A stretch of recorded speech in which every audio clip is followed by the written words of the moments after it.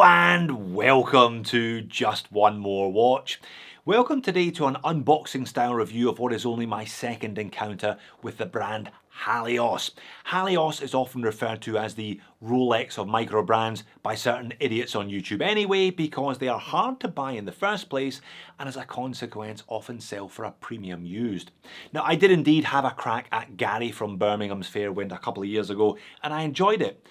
Like a lot of watches that get a bit of hype and a bit of love on watch socials though, you kind of have to buy into the brand yourself to get the extra value out of it, because you can get similar specs cheaper elsewhere.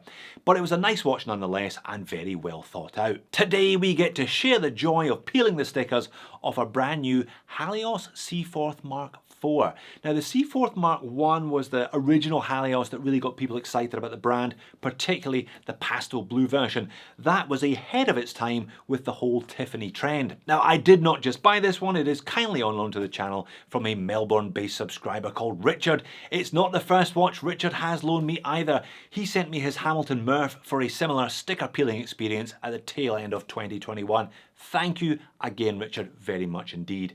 This channel would be a shadow of itself if it wasn't for the generosity of people loaning me their shiny new watches.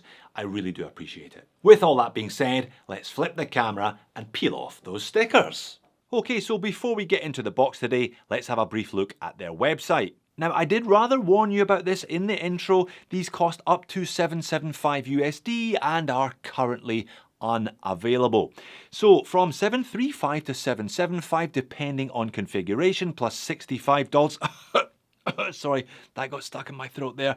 Plus $65 DHL global delivery. Not necessarily Halios's fault. It's costing a fortune to get stuff couriered around the world at the moment. Apparently you can enter a lottery to win Halios. That's how popular these things are.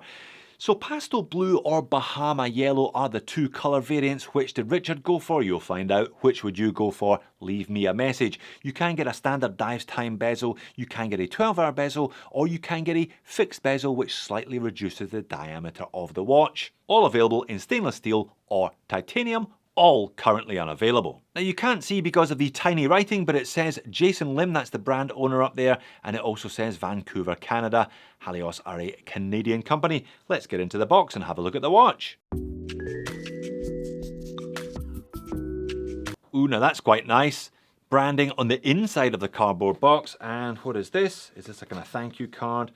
There we go, instruction manual. So either a Sellita 200 or an ETA 2824.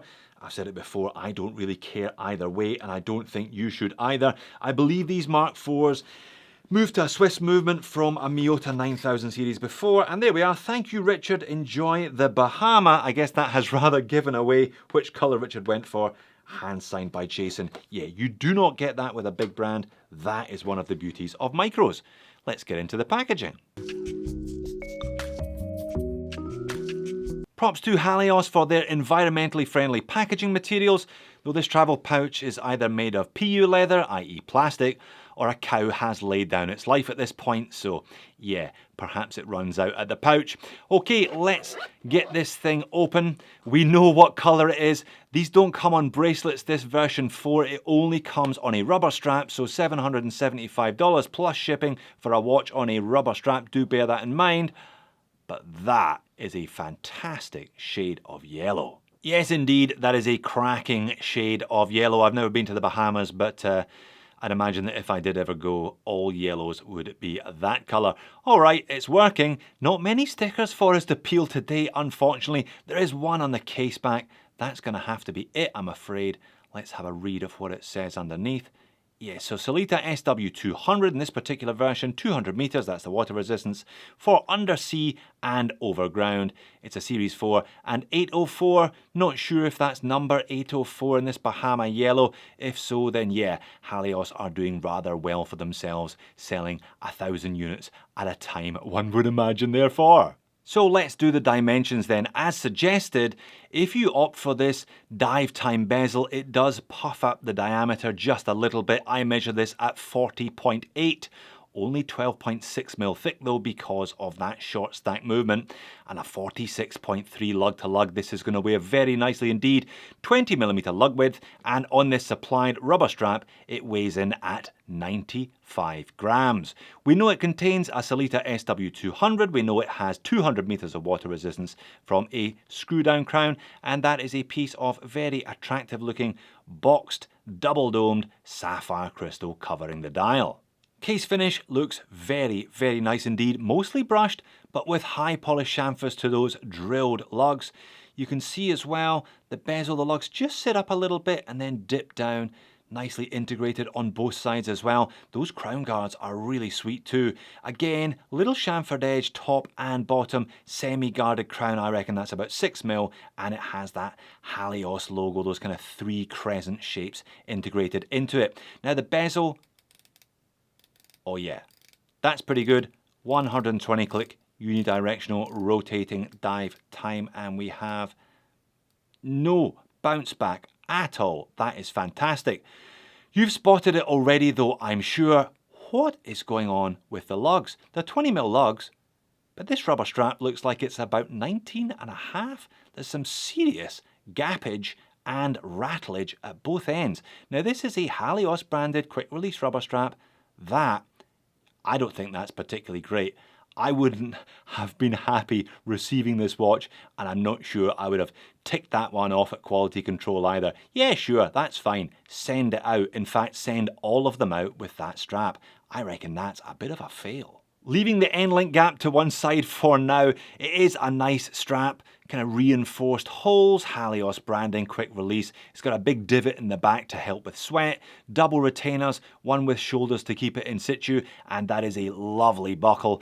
Again, mixture of brush and polish to match the head of the watch, covert Halios branding on the underside. Very nice, but yeah, why is it 0.5mm too small? Let's have a look at the dial and hands then, outside under my macro lens.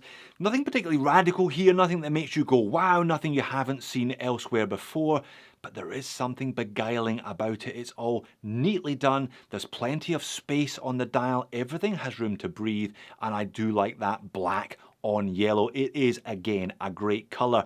So applied indices, double baton at 12 singles everywhere else, and they're nice and lengthy. The hands are actually slimmer than the batons. That's the kind of Rolex look, if you will.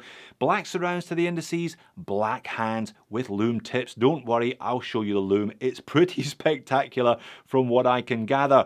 High polish to the hands, high polish black with a bevel down the middle. Now paddle tip to that second hand with a very long syringe pushing beyond that. Printed minute track around the outer edge of the dial, minimal branding, just Halios, then the model name Seaforth and Automatic either side of that baton down there at 6 o'clock. That is it. No dial texture, no superfluous text. As I said, everything's simple, but everything is just where you'd want it to be. Now this dive style bezel insert is sapphire. You'll never hear me complain about a sapphire bezel insert. I do like them a lot. Fully graded, minute markers all the way around, plus numerals at the 10, 20, 30, 40 and 50, the only numerals on the dial, and a fairly small triangle up there at the 60/0.